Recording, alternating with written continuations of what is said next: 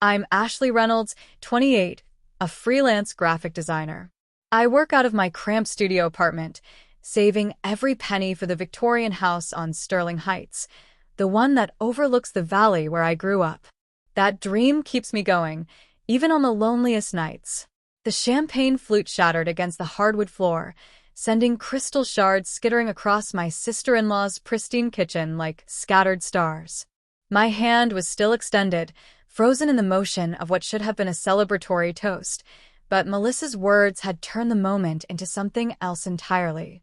"Stop dreaming, Ashley. You can't buy this place." The scent of expensive perfume and fresh lilies from her centerpiece couldn't mask the bitter taste of humiliation rising in my throat.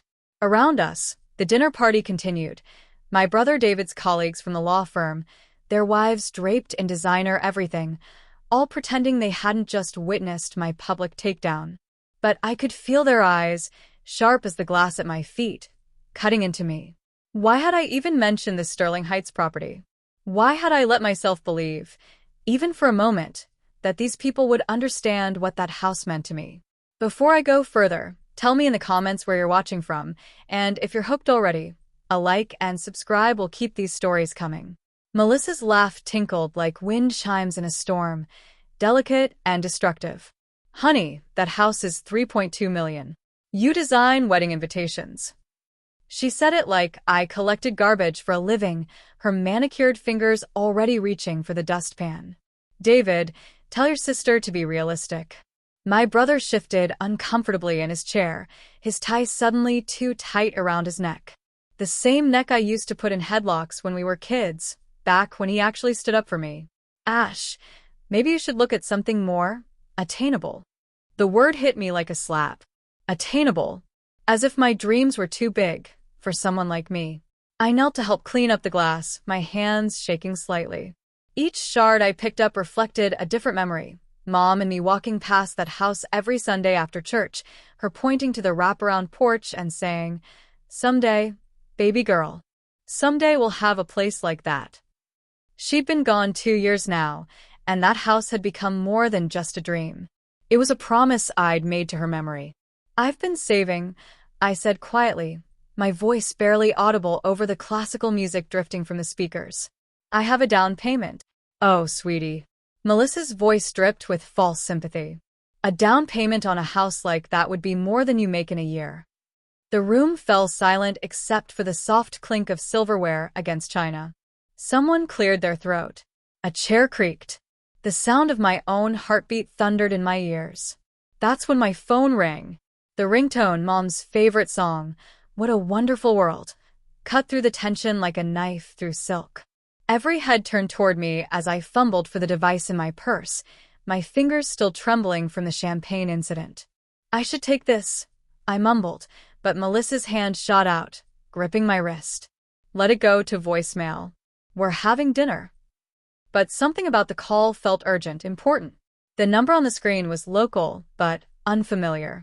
Against every social convention screaming in my head, I swiped to answer. "Hello? Ms. Reynolds? This is Janet Morrison from Sterling Heights Realty." My blood turned to ice water. Around the table, conversations had resumed, but I could feel Melissa's eyes boring into me like lasers. Why would the realtor be calling me on a Saturday evening? "Yes, this is Ashley. Ma'am, I have wonderful news. Your purchase of the Sterling Heights property has been finalized. Congratulations, you're officially the new owner." The phone slipped from my numb fingers, clattering onto the table. The sound echoed through the dining room like a gunshot, and once again, all conversation stopped. David's fork was halfway to his mouth, suspended in disbelief. Melissa's face had gone pale beneath her perfectly applied foundation. "Ashley?" Janet's voice crackled from the speaker. "Are you there? The wire transfer went through this afternoon. The keys are ready for pickup whenever you'd like." Dad, who had been quietly eating his salmon in the corner, slowly set down his napkin. His weathered hands, still strong from 40 years of construction work, trembled slightly as he stared at me. "Ashley? What's she talking about?" I picked up the phone with shaking hands, my voice barely a whisper. "There must be some mistake. I didn't." No mistake, ma'am. The payment came from the Ashley Reynolds Trust, established by one Margaret Reynolds. Your mother left very specific instructions that the funds were to be released on your 28th birthday for the purchase of 1247 Sterling Heights Drive. She'd been in contact with us for years, waiting for the property to come on the market. The room spun around me. Mom had been dead for 2 years. My 28th birthday had been last month, a quiet affair I'd spent alone with takeout Chinese and old photo albums. How could she have known? How could she have planned this? That's impossible, Melissa sputtered, her composure finally cracking. Margaret Reynolds was a school teacher. She didn't have that kind of money. But Dad's face told a different story. Tears were streaming down his cheeks, and his shoulders shook with silent sobs. The lottery ticket, he whispered. She made me promise never to tell. What lottery ticket? The silence that followed Dad's words was deafening. Even the classical music seemed to fade into nothing as every person in that pristine dining room stared at him, waiting for an explanation that would make sense of the impossible. What lottery ticket? I managed to ask, though my voice sounded like it was coming from someone else entirely. Dad wiped his eyes with the back of his hand, leaving streaks on his weathered cheeks. 3 years before she died, your mother bought a ticket at the gas station on Maple Street. Same numbers every week, your birthday, mine, the day we got married. His voice cracked. $47 million. Melissa's champagne glass hit the table with a sharp clink. That's not possible. We would have known. It would have been in the papers. She didn't want anyone to know. Dad's eyes found mine across the table, and in them I saw a mixture of grief and pride that made my chest ache. Said money changes people, ruins families. She'd seen it happen to her cousin in Ohio. So she hired lawyers, set up trusts, made it all anonymous. Spent 2 years planning how to give it away without destroying what mattered most. The room felt like it was tilting. I gripped the edge of the table, my knuckles white against the dark wood. Give it away? Most of it went to charities, the children's hospital where she volunteered, the literacy program at the library, scholarships for kids who couldn't afford college. Dad's smile was watery but genuine. But she's saved enough for you. Said every girl deserves to have her dreams come true, especially her baby girl. David finally found his voice. Dad, why didn't you tell us? Why didn't you tell Ashley? Because your mother made me swear on her deathbed that I wouldn't say a word until this moment. She wanted Ashley to believe she'd earned it herself, to never doubt that she deserved it. Dad's gaze never left my face.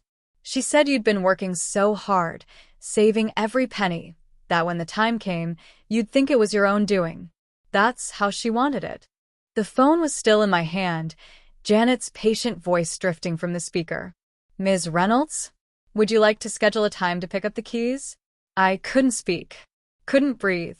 The weight of Mom's love, her planning, her sacrifice, it was crushing and liberating all at once. She'd been gone for 2 years, but somehow she'd reached across death itself to hand me my dreams.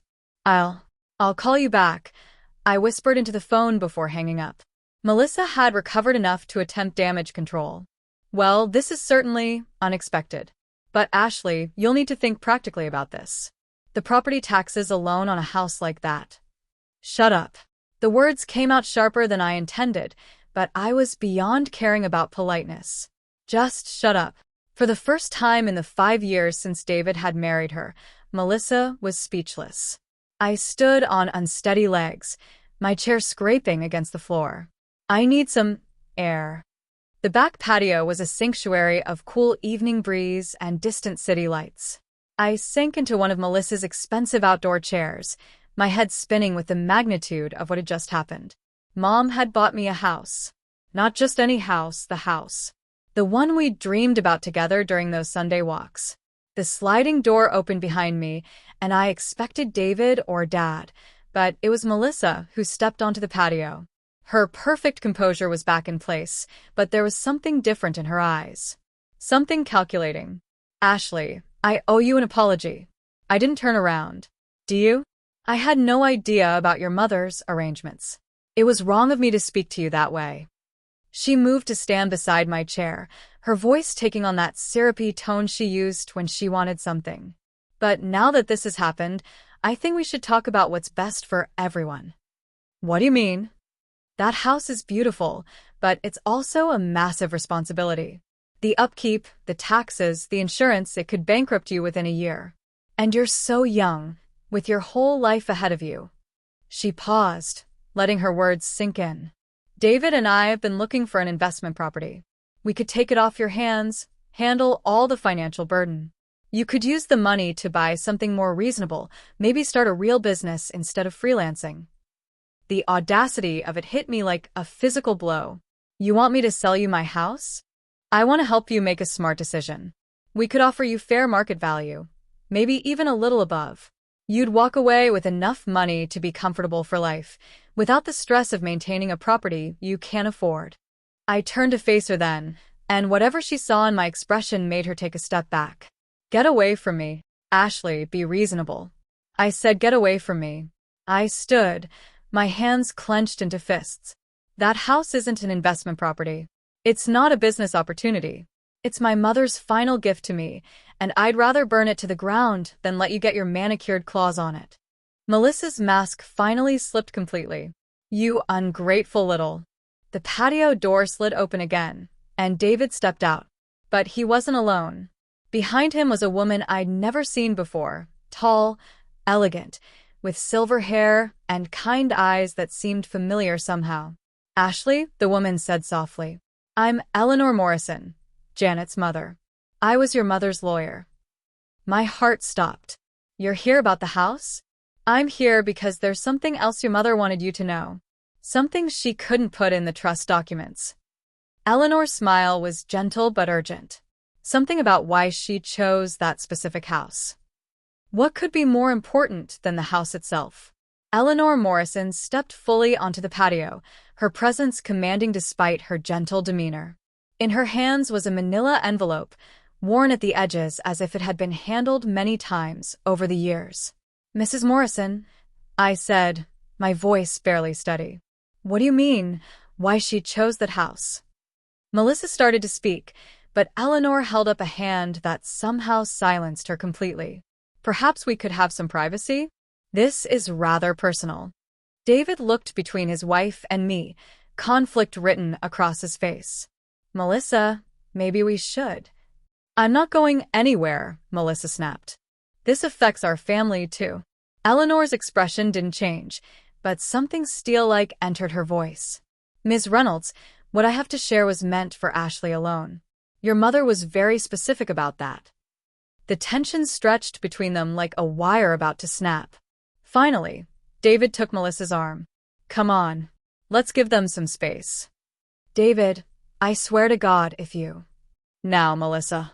They disappeared back into the house, leaving Eleanor and me alone under the string lights that cast everything in a warm, golden glow. The older woman settled into the chair Melissa had vacated, her movements careful and deliberate. Your mother and I met when you were 16, Eleanor began, opening the envelope. She came to my office with a very unusual request. She wanted to know everything about 1247 Sterling Heights Drive, who owned it, its history, whether it would ever be for sale. My breath caught.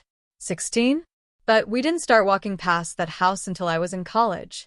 Oh, sweetheart. Eleanor's smile was sad and knowing. You'd been walking past that house your whole life. You just didn't remember.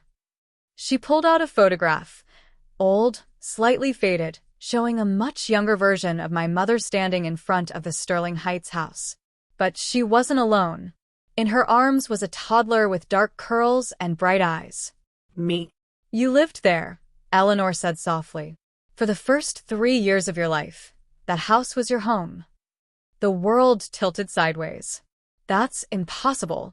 We lived in the apartment on Elm Street. I remember. You remember what your mother wanted you to remember. The apartment came later, after? Eleanor hesitated, choosing her words carefully. After your father lost his job, and they had to sell. The patio door slid open again, and Dad stepped out. His face was pale, and I could see he'd been crying. I heard voices. Eleanor, I didn't know you were coming tonight. Hello, Frank. I thought it was time. Dad's shoulders sagged. Margaret made me promise to let you tell her. Said it had to come from someone who wasn't carrying the shame of it. Dad. My voice was small, childlike. What shame?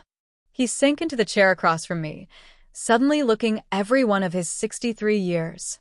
I made some bad investments, sweetheart. Got caught up with some people who promised easy money. By the time I realized it was all a scam, we'd lost everything. The house, our savings, your college fund, everything. Eleanor pulled out another document from the envelope. Your mother never blamed him, Ashley.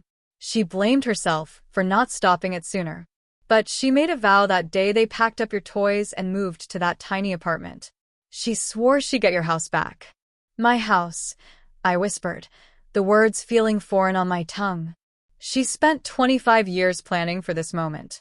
Every lottery ticket, every penny saved, every sacrifice, it was all to give you back what should have been yours all along. Eleanor's eyes glistened with unshed tears. She used to say you'd cry every night for months after the move, asking when you could go home. You were too young to understand why everything had changed. The memories came flooding back then, not clear images but feelings. The sensation of running down a long hallway, the smell of roses from a garden, the sound of wind chimes on a wraparound porch. Home. It had always felt like home because it was home. The walks, I said suddenly. When we'd walk past the house on Sundays. She was checking on it, Dad said quietly, making sure it was being maintained, that whoever lived there was taking care of it. She knew every family that rented it over the years, every repair that was made. When it finally went up for sale 6 months ago, she was ready. Eleanor handed me the final item from the envelope, a letter in Mom's familiar handwriting. My name was written on the front in her careful script. She wrote this the day after her diagnosis, Eleanor said. She wanted you to have it when you came home. My hands shook as I unfolded the letter. Mom's voice seemed to whisper from the page. My dearest Ashley, if you're reading this, then you're standing in the place where you took your first steps, spoke your first words, and learned what it meant to be loved unconditionally. I'm sorry we had to leave. I'm sorry you had to grow up thinking that tiny apartment was all we could afford, all we deserved. But I never stopped fighting to bring you home. The house remembers you, baby girl. Every room holds echoes of your laughter. The garden still blooms with the flowers you helped me plant when you were 2. Your bedroom, the one with the window seat where I used to read you stories, it's been waiting for you. I know you'll want to change things, make it your own, and that's exactly what you should do. But know that every board, every brick, every inch of that place was bought with love. Not lottery money, love. The money was just the tool. You're home now. You have always deserved to be home. All my love. Mom. P.S. Check the garden shed. I left you one more surprise. Tears were streaming down my face, but for the first time in 2 years, they weren't tears of grief. They were tears of homecoming, of understanding, of a love so deep it had reached across death to guide me back to where I belonged. There's one more thing, Eleanor said gently. The house isn't empty. Your mother had it furnished, decorated. She spent the last year of her life working with an interior designer, making sure everything was perfect for your return.